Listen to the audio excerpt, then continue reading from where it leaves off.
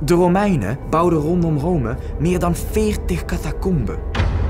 In het Limburgse Valkenburg aan de Geul zijn delen van die catacomben nagebouwd.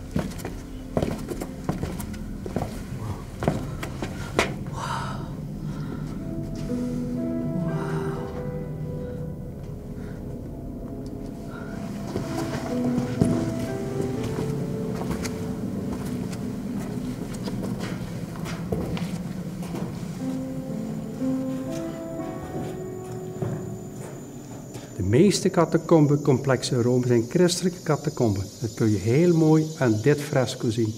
De heiligen en Maria en Jezus hebben de halo, de nimbus, de heilige krans.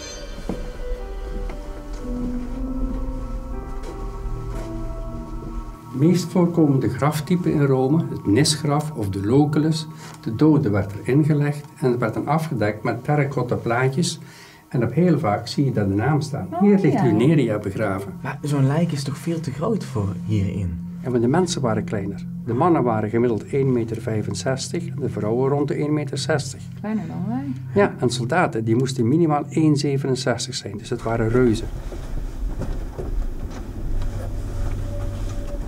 Maar deze zijn nog een stuk kleiner dan die wat we net hebben gezien. Hoe kan dat? Dit zijn kindergraven. 50% van de kinderen stierven voor ze 5 jaar waren. 35% van de kinderen zelfs voor ze 1 jaar waren. Oh. En hij heette Marco? Hij heette Marco, ja, een naam die we nou ook nog kennen. Zo, deze moet echt van een hele rijke Romein zijn geweest. Hoe weet je dan precies dat hij rijk was? Nou ja, alleen als je geld had, dan kon je zo'n kist veroorloven. Anders kreeg je gewoon een kist van hout of misschien zelfs niet eens een kist. Ja goed, en we spreken natuurlijk niet over 1 persoon, we spreken over 2 personen. Want je ziet daar een soort 2 inhammetjes waar 2 personen hebben gelegen. Zou je denken, maar er heeft hier nooit een lijk in gelegen. Dit is geen doodskist, maar een askist. Een van de mooiste en beroemdste askisten van Noordwest-Europa staat in het Thermenmuseum in Heerlen. Waar we nu bij staan is ook geen normale grafkist. Nee, dit klopt. Het is een zogenaamde askist. Het is eigenlijk het woonhuis, het stenen huis voor de overledenen in het hiernamaals. En dat is dus een askist, omdat de Romeinen hun doden cremeerden en al die resten in een pot werden gedaan. En die pot kwam dan in deze container te staan. Eigenlijk had ze alles hier bij zich wat ze nodig had voor het leven na de dood. En alles wat je hier ziet, hè, allemaal voorraadvaten en kasten en opslagmeubels. Ja, dat was belangrijk voor haar, dat gaf haar identiteit. En dat gaat dus ook mee het graf in het leven hiernamaals. Ja.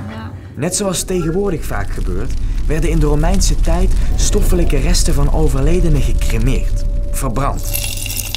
Kijk, en dit is er dan dus over van iemand na zo'n brandstapel. En al die kleine botrestjes, die werden dan in een pot gedaan, zoals deze wrijfschaal. Maar het is toch veel te groot, deze hele kist, voor zo'n klein beetje as? Nou ja, er kwamen natuurlijk veel meer objecten bij. Allemaal grafgiften, dingen die mensen nodig hadden na de dood eventueel. Ja, precies. Dat soort dingen. Ja, en het grappige van deze mooie glazen flesjes, die staat ook afgebeeld hier in de askist, zie je? En dan de deksel erop en dan was de rijke Romein begraven. Maar waarom al die verschillende vormen van begraven? Dat heeft te maken met de manier waarop we toen en nu denken over het hiernamaals. Nou, al sinds het begin van de tijd zijn mensen ermee bezig, hè, met wat er met ons gebeurt als we doodgaan. Ja, en dan is de grote vraag, is er leven na de dood? De Grieken en Romeinen geloofden in de onderwereld. De Vikingen in Valhalla en de Noord-Amerikaanse Indianen in de eeuwige jachtvelden. Christenen en moslims in de hemel en hel. En de boeddhisten zelfs in vele hemels. Het is wel interessant dat als je al die ideeën naast elkaar legt, dat ze eigenlijk allemaal best wel op elkaar lijken. Ja, dus aan de ene kant is het geloof in iets hierna, een soort waarschuwing van leef maar beter goed, want anders ben je voor eeuwig verdoemd. En aan de andere kant biedt het ook hoop, want ja, je kan nog zo'n afschuwelijk leven hebben. Hierna is er altijd een hemel. Hoe we ook denken over het leven na de dood, als iemand doodgaat, zullen we eerst afscheid moeten nemen. Ik denk dat al die gevoelens die wij nu hebben van verlies en rouw en uiteindelijk een soort berusting erin vinden. Ik denk dat mensen dat altijd zo hebben gevoeld.